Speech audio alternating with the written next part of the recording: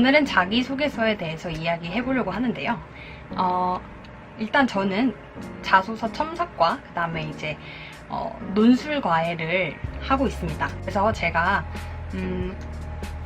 본 여러 명의 학생에 대해서 제가 어느 정도 분석을 하고, 또 제가 여러 가지 실험적으로 과제를 해주었을 때 가장 성취도가 높았던, 가장 결과가 높았던 어떤 팁들을 모아서 3가지 영상을 통해 전해드리려고 합니다. 그중 첫 번째 영상은 오늘 영상이고요. 네.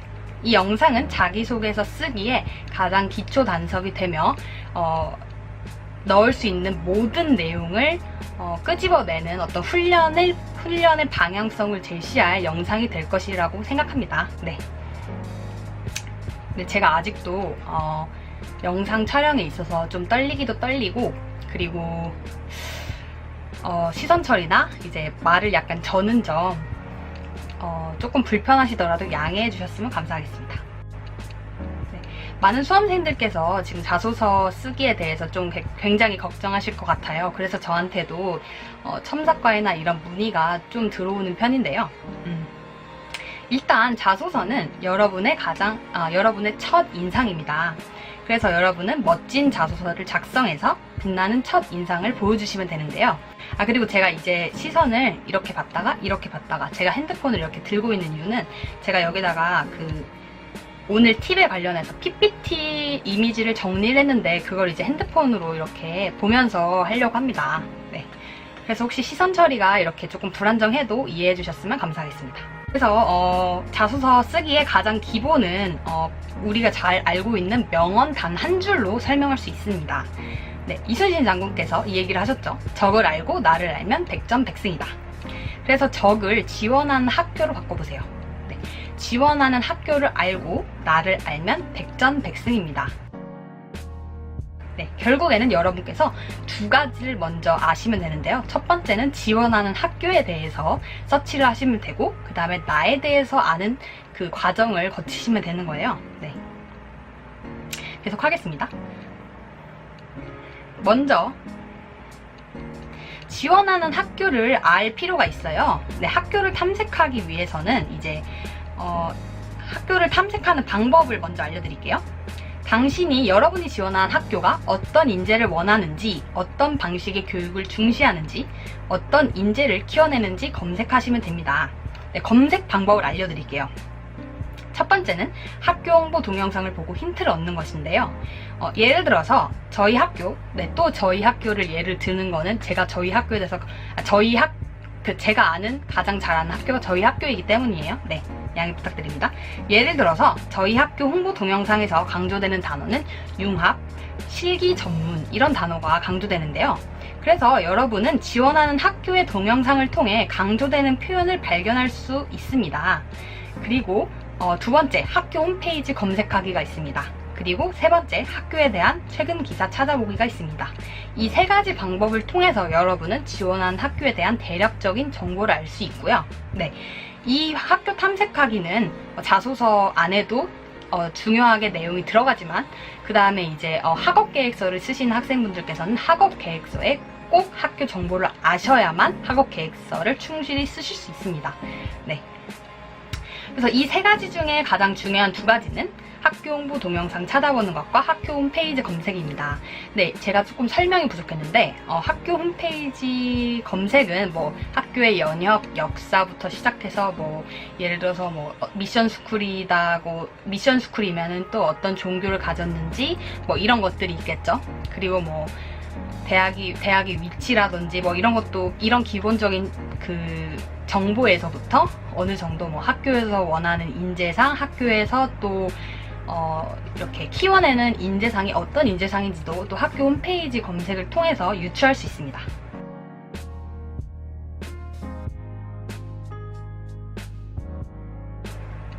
네, 그래서 지원하는 학교를 아시면 학업 계획서를 쓰실 때 매우 유용하시다는 점 인지하시면 되겠습니다. 다음입니다.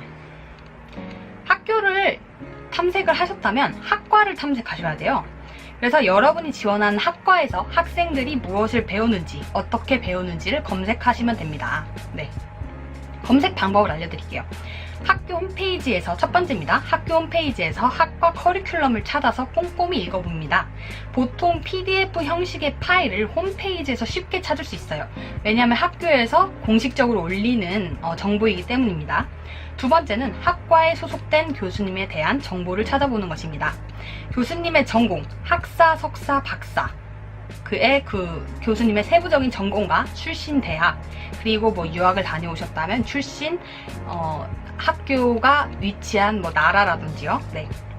교수님의 집필 내역이나 논문을 검색하는 것만으로도 전반적인 과의 방향성을 유추할 수 있습니다.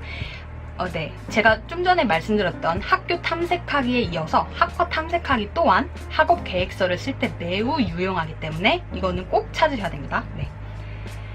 네, 같은 과가 있는 학교라도 교수님의 전공 분야, 연구하시는 분야의 차이에 따라 학생을 가르치는 방향성이 달라집니다. 따라서 여러분이 이제 교수님이 전공하신 거, 뭐 교수님이 연구하고 집필하시는 어떤 내용을 주셨을 때 과의 방향성을 유추하실 수 있기 때문에 이게 이제 여러분의 자소서에 유용한 정보가 될 수도 있고, 또 그 다음에 학업 계획서를 쓸 때도 굉장히 중요한 부분을 차지한다는 점 다시 한번 강조드리겠습니다. 네, 세 번째입니다. 가능하다면 그 학교, 그 과의 재학생을 만나보는 방법이 있습니다. 네, 꿀팁을 하나 알려드릴게요. 네, 재학생을 만나는 꿀팁을 하나 알려드리겠습니다. 여러분 주변에 그 학교, 그 과를 다니는 언니나 오빠가 있다면 정말 좋겠지만 그렇지 못하는 경우가 굉장히 많죠. 그때는 그냥 아주 쉽게 인터넷 검색을 해보시면 됩니다. 보통 많은 분들이 자신의 SNS나 블로그 계정에 자신의 출신 학교, 전공하는 과를 많이 정보를 게시를 해놓죠. 저도 그렇습니다. 네. 그래서 그런 식으로 찾아서 뭐 쪽지를 보낸다든지 아니면 댓글을 단다든지 하셔도 되고요. 아니면 과외 전문 사이트를 통해서 재학생을 먼저 찾으세요. 근데 이제 뭐 과외를 받겠다 이런 목적으로 찾으시라는 게 아니라 상담 요청을 한다, 한 번만 만나달라 이런 방식인 거죠. 그래서 이제 정중하게 말씀을 하셔야 돼요. 네, 그분을 찾으셨다면 네, 정중하게 말씀을 하세요. 제가 이 학교, 이 과를 준비합니다. 학과에 대한 정보, 입시 준비에 대한 정보를 알고 싶은데요. 라고 이야기를 먼저 꺼내시고, 그리고 이제 만나실 수 있나요? 라고 이제 정중하게 물어보시고요. 그리고 이제 그분께서도 여러분에게 시간을 내시는 거잖아요. 그래서 여러분이 어떤 작은 보상이라도 먼저 제안을 해주시는 거예요. 예를 들어서 상담료가 될 수도 있겠죠.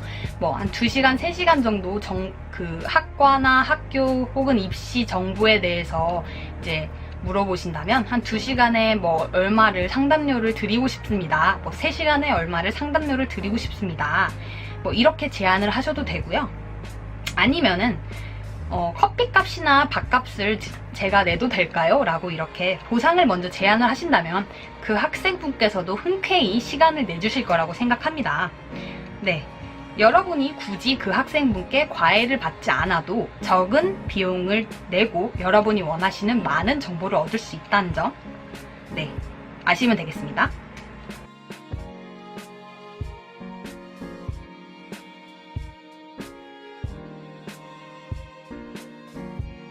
다음입니다. 이게 가장 중요해요. 이제 여러분이 학교랑 학과에 대한 정보를 충분히 찾으셨어요. 근데 더 중요한 것은 나를 아는 과정입니다. 네, 나는 누구인가? 네, 첫 번째는 이제 나를 알기 위해서 첫 번째 필요한 것입니다. 나는 어떤 가치관을 지녔고 무엇을 좋아하고 잘하는지를 탐색해 보셔야 돼요. 보통 이렇게 탐색해 보실 시간이 없습니다. 네, 탐색하는 방법을 알려드릴게요. 네, 마인드맵을 그려보세요. 그리고 드림보드 만들기를 통해 자기 탐구 시간을 가지시는 거예요. 마인드맵 그리는 방법에 대해서 알려드릴게요. 네, 다양한 가지를 만들 수 있죠. 하지만 마인드맵에 필수적으로 들어가야 하는 것은 다음과 같습니다. 첫 번째, 내 성격. 두 번째, 내가 좋아하는 것. 세 번째, 내가 잘하는 것. 네 번째, 내 가치관. 다섯 번째, 내가 어떻게 살고 싶은지. 여섯 번째, 부모님과의 기억. 이런 것들은 필수적으로 들어가야 됩니다. 네. 일단 제가 7가지 중에 6가지까지는 이제 납득이 되실 거예요. 근데 왜 7번째 부모님과의 기억, 뭐 가정 환경 이런 게 들어가야 되느냐? 여러분께서 여러분의 성격이나 어떤 여러분이 지금까지 쌓았던 어떤 그 기억들은 보통 후천적으로 만들어지는 것이 많고, 그 후천적으로 만들어진 것은 보통 가정에서 많이 만들어지죠. 그렇기 때문에 가정에서 뭐 부모님께서 어떤 직업을 가지고 계시고 뭐부터 시작해서 부모님께서 여러분에게 중요하게 생각하셨던 어떤 교육적인 가치관이 있으시다면 그것에 대해서 써보시는 게 굉장히 중요하고요. 그 다음에 부모님께서 밥상머리 교육이라고 하죠. 그래서 뭐 식사를 할 때마다 뭐 너는 이러이러한 것이 뭐 살면서 중요하다라든지 너가 요새 이런 게 부족한데 이렇게 했으면 좋겠다라든지 이렇게 말씀하신 것들 중에 기억에 나는 것들만 한번 적어보세요. 그럼 그런 말씀들이 여러분을 꽤 많은 부분 형성을 했기 때문에 그런 것들을 다 하나하나 적어보는 것이 굉장히 중요합니다. 네, 다음으로 드림보드 그리는 방법에 대해서 알려드릴게요. 드림보드가 뭔지는 아시죠? 네. 종이에 원하는 삶, 가지고 싶은 것, 이루고 싶은 것과 관련된 사진들을 다 붙여보셔도 좋고요. 아니면 여러분의 노트북이나 개인 컴퓨터에 폴더를 하나 만드셔서 거기다 뭐 이렇게 제목을 다는 거죠. 뭐 드림보드 이렇게 제목을 다시고, 그 다음에 여러분이 원하는 이미지들, 여러분이 갖고 싶은 거, 원하는 삶, 뭐 30년 후에 이루고 싶은 것, 이런 것들과 관련된 뭐 여행을 가고 싶은 공간이라든지 이런 것들과 관련된 사진들을 다 스크랩을 하셔서 이미지를 저장하셔서 그 이미지를 폴더 안에 넣어도 드림보드가 완성됩니다. 네. 두 번째입니다. 네, 좀 전에도 말씀드렸듯이 부모님과 함께 했던 추억이나 부모님께 누누이 들었던 어떤 밥상머리 교육이라든지 네, 그런 것들을 다 리스트로 적어보세요. 네, 생각보다 여러분은 가정 환경에서 만들어진 여러분의 모습이 꽤 크다는 사실을 알 수 있을 거예요. 네, 과거의 행적을 잘 더듬어보면 그런 부모님들이 어떤 교육을 시키려고 했던 어떤 교육의 방향성이나 인성교육이라든지 이런 것들이 여러분을 꽤 많은 부분 만들었다는 사실을 인지를 하시고 그런 것들을 적어봅니다. 세 번째입니다. 여러분이 지금까지 해왔던 모든 활동과 수상 내역을 리스트화해봅니다. 지원 학과와 관련 없는 것도 다 포함해서 적어봅니다. 물론 지원 학과와 관련된 것들을 더 많이 적어봐야겠죠? 지원 학과와 관련이 없더라도 그것들이 여러분의 자소서에서 꽤 유용하게 쓰일 수 있기 때문에 다 적어보라는 거예요. 네. 여기서 팁을 드릴게요. 생활기록부를 한 부 뽑아서 생활기록부에 이제 여러분이 생각하시기에 이건 꽤 되게 중요한 활동이다. 이런 활동도 내가 했었네 라고 좀 특이한 활동이라든지 뭐 여러분이 생각했을 때 자소서에 써도 될 중요한 어떤 활동들은 형광펜으로 이렇게 밑줄을 그어 보시는 거예요. 그래서 그거를 이제 참고하셔도 좋겠죠.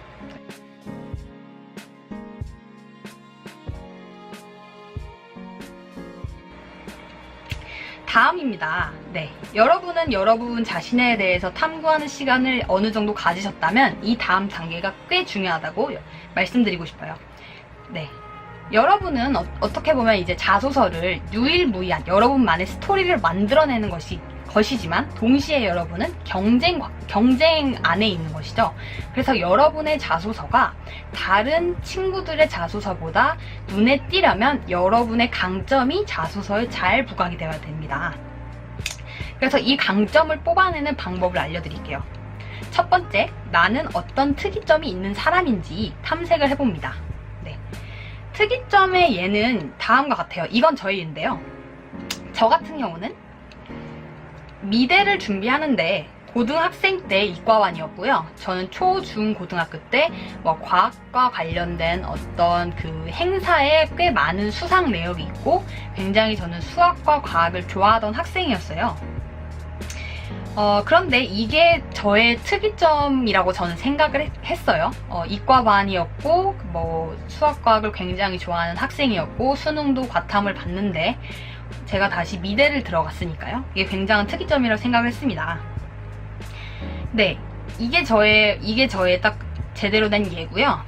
혹은 여러분이 좀 특별한 곳에서 살아봤던 경험이 있을 수도 있고 여러분이 남들이 하지 못했던 경험을 했을 수도 있죠. 그런 여러 가지 특이점에 대해서 다 적어보시면 됩니다. 네, 꼭 이렇게 뭐 거창한 게 아니어도 좋습니다. 예를 들어서 여러분께서 뭐 시골에서 살아봤던 경험이라든지 뭐 시골에서 뭐 농사를 지어봤다 이런 것들 있잖아요. 여러분이 생각하기에 볼품없고 초라한 것들이라도 그게 남들과 다르다면 특이점이 될 수 있습니다. 네. 그래서 특이점 찾는 방법은 위에서 했던 그 과정이랑 비슷한데요. 먼저 수상 내역을 다 찾아보시면 되고요. 수상 내역을 다 찾아서 리스트화 하시면 되고요. 그리고 여러분이 했던 활동 내역, 뭐 동아리 활동이라든지 뭐 예를 들어서 템플스테이를 갔다 뭐 그런 것들 있잖아요. 그런 사소한 것까지 다 적어보시면 되고요. 그 다음에 부모님과의 기억도 적어보시면 됩니다. 뭐 부모님과 같이 뭐 여행을 갔던 경험이라든지 뭐 이런 것들이 다 되겠죠. 두 번째입니다. 이 특이점이 여러분이 찾은 이 특이점들이 여러분의 강점으로 어떻게 이어질지 고민을 해보시면 됩니다. 이게 정말 중요해요. 특이점을 특이점으로만 놔두는 게 아니라 이게 어떻게 강점으로 이어질까라고 고민을 해보셔야 돼요.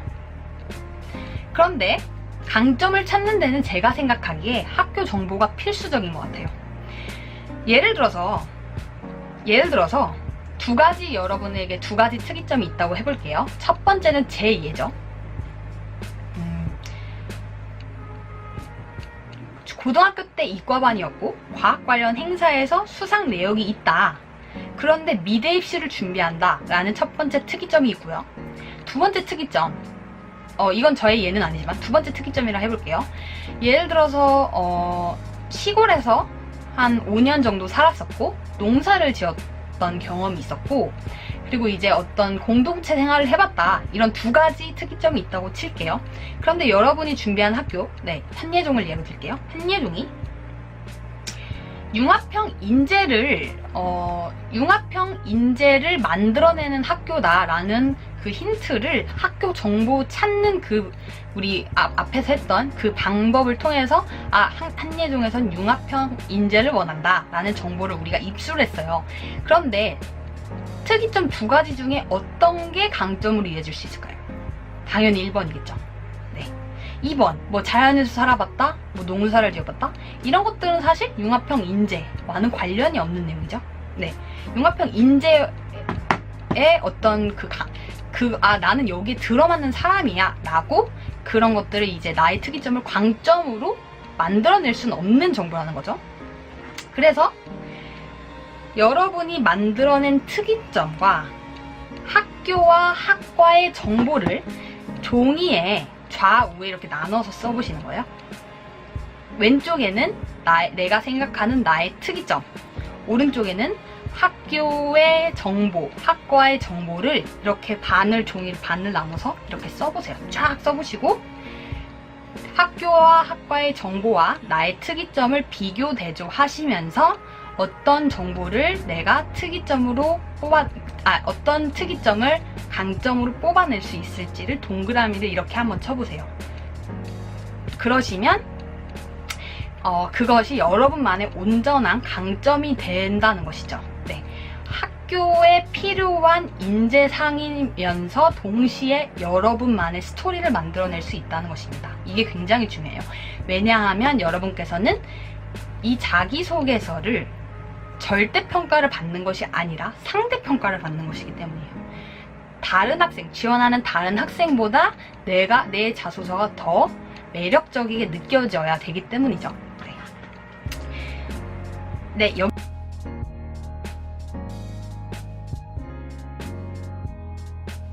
여기까지입니다. 제가 오늘 드린 모든 팁들은 자기소개서의 전반적인 틀을 만들고 기초를 닦는데 아주 필수적인 팁들이고요. 그리고 이게 보통 한 4개에서 5문항이죠. 각 문항마다 어떻게 들어갈지에 대한 영상은 다음 영상을 통해 더 구체적으로 설명을 해드리려고 합니다. 네, 그리고 3번째 영상에서는 학업계획서 쓰기에 대해서 설명을 해드리려고 해요.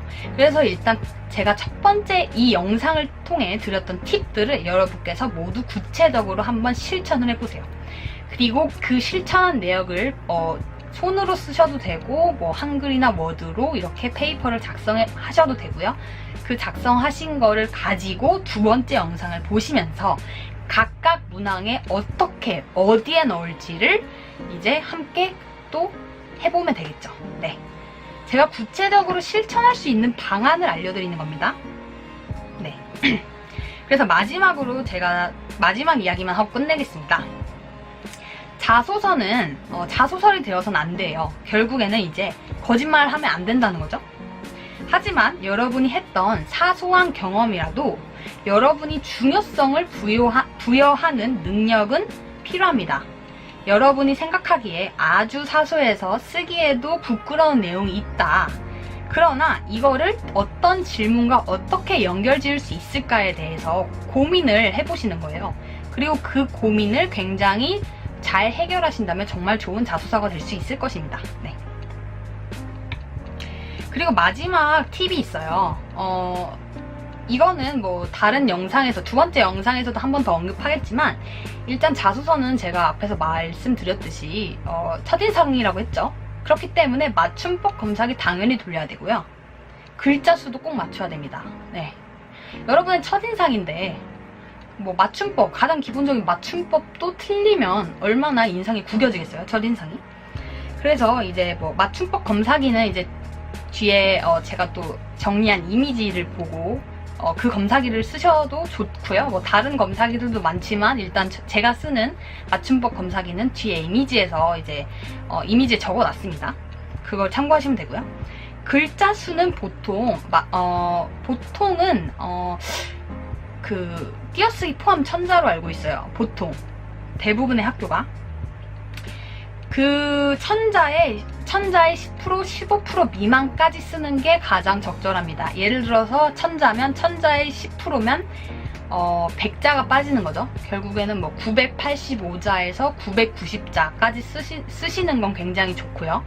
997자, 998자 딱 맞춰도 정말 좋지만 985자보다 미만으로 쓰시는 건 조금 부족한 감이 느껴진다는 것이죠. 네. 그 다음에 마지막으로 자기소개서 첨삭을 받아보셔도 좋을 것 같아요. 이 첨삭하시는 분들이 꽤 많죠.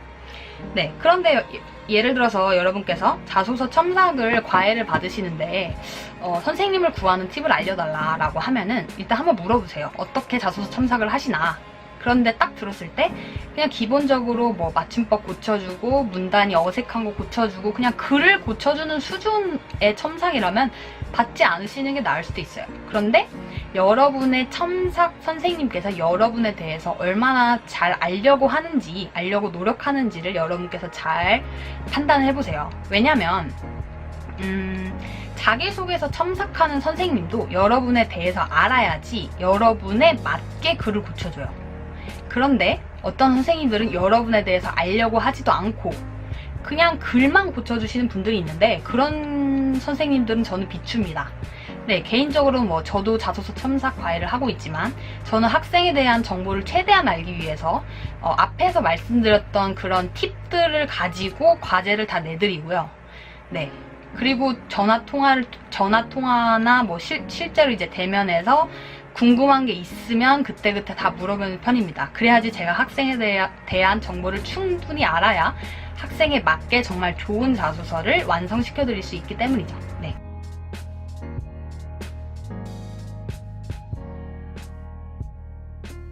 일단 오늘 영상은 여기까지고요. 네, 두 번째 영상, 세 번째 영상도 있으니까 자기소개서 쓰시기 어려우신 분들은 꼭 참고하셔서 좋은 자소서, 여러분에 딱 맞는, 그러니까 유일무이한, 여러분 딱 제 이름 윤지수라고 딱 보이는 그 글을 통해서 이건 윤지수라고 알 수 있는 그런 딱 유일무이한 자소서를 잘 쓰시길 바라겠습니다. 네, 오늘 영상이 좋으셨다면 좋아요와 구독 버튼 꼭 눌러주세요. 네, 또 저는 좋은 컨텐츠를 통해 찾아가겠습니다. 안녕.